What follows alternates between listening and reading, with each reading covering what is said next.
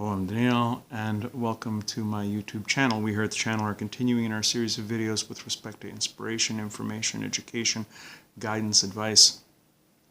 And it says in the 32nd chapter of Deuteronomy, verse 7, ask your father, and he will relate it to you. The effect that a father can have on a child is immeasurable.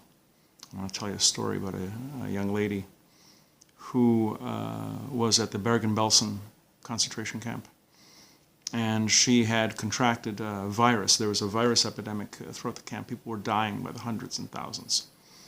And she was consumed with fever. She was very weak. She could barely walk. But she knew that if she just lay down, she would die just like everybody else. And so she would walk, and she would walk, and she would just try and keep alive, and try and keep alive. Delirious, stumbling across the bodies of the dead and the dying. Her feet refused to carry her any further. She struggled to get up from the ground. She noticed, not far away, a hill. The hill was covered with mist and gray. And somehow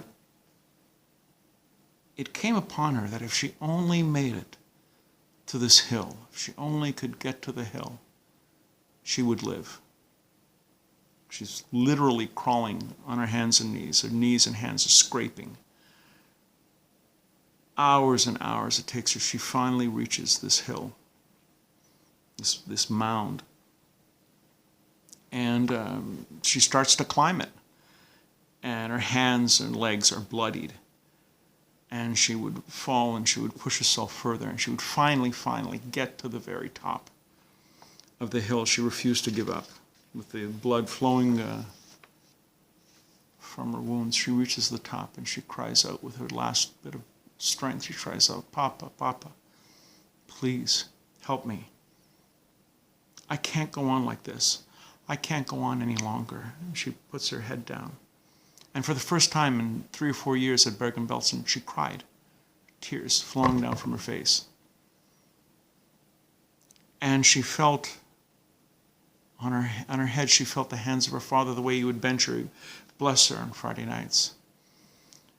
And it comforted her. But her father did not bench her. He didn't say the blessing. He said, don't worry, my child. The end is near. You will manage to survive a few more days, just a few more days. Freedom is coming. This incident with the young girl on the hill with her father occurred on Wednesday night, April 11th, 1945.